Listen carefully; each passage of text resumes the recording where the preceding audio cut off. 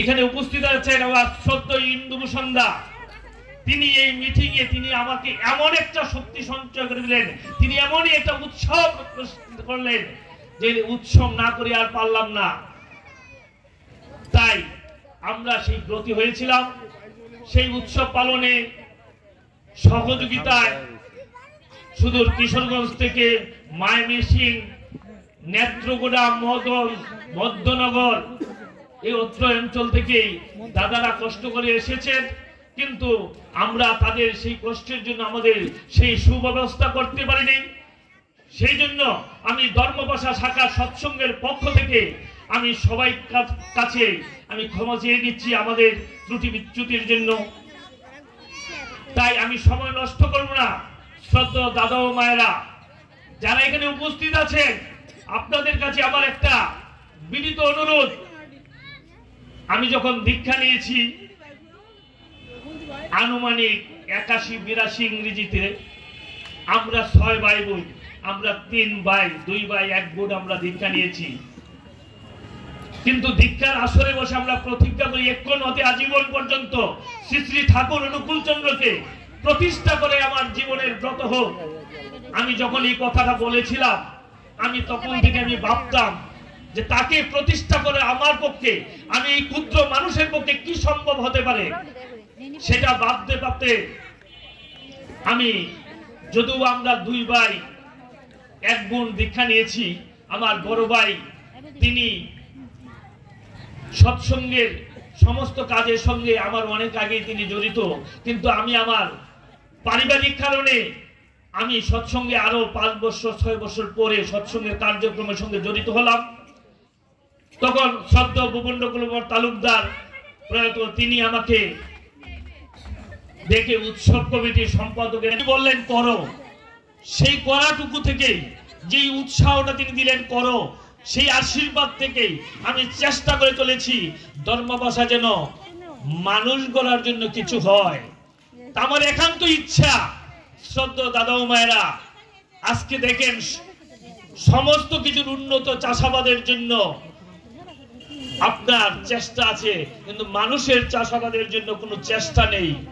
তাই পরমপ্রময় শ্রী ঠাকুর তিনি এসেছেন মানুষ গড়ার জন্য। তিনি মানুষ গড়া, তিনি একটি কারখানা এই ধর্মভাষার মাটিতে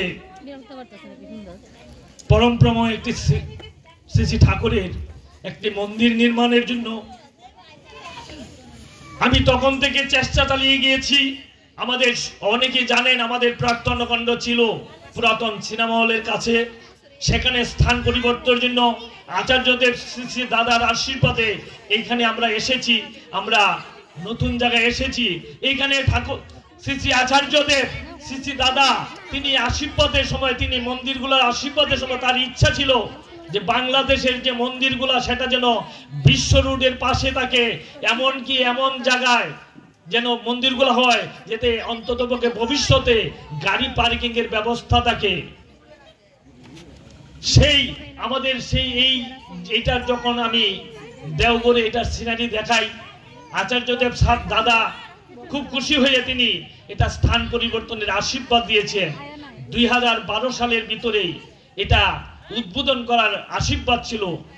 2007 সালে এটার কাজ শুরু করি, কিন্তু আমরা দুর্ভাগ্যবশত একসাথে বাংলাদেশে 3টি মন্দিরের আশীর্বাদ হয়েছিল, কুয়াকাটা, দিনাজপুর, ধর্মভাষা। আমরা সর্বপ্রথম মন্দিরের কাজ শুরু করেছিলাম, কিন্তু আমাদের দুর্ভাগ্য আমাদের আগে কুয়াকাটা 3 নম্বরে ছিল, তারা 3য় বেজে তারা কাজ শুরু করেছে, কিন্তু তারা প্রথমে মন্দির উদ্বোধন করেছে। 2য় বেজে দিনাজপুর উদ্বোধন হয়েছে, ধর্মভাষা এখনো কাজ আমরা শেষ করতে পারি নাই। শ্রদ্ধেয় দাদা ও মায়েরা, আপনারা এইটুকু হয়তো বিশ্বাস রাখেন, এই মন্দিরটুকু উদ্বোধন হলে ঠাকুর পরিবারের কেউ না কেউ এখানে আসবেন। তাদের আগমনে এই বাটি অঞ্চলের মানুষের ভাগ্যের পরিবর্তন ঘটবে।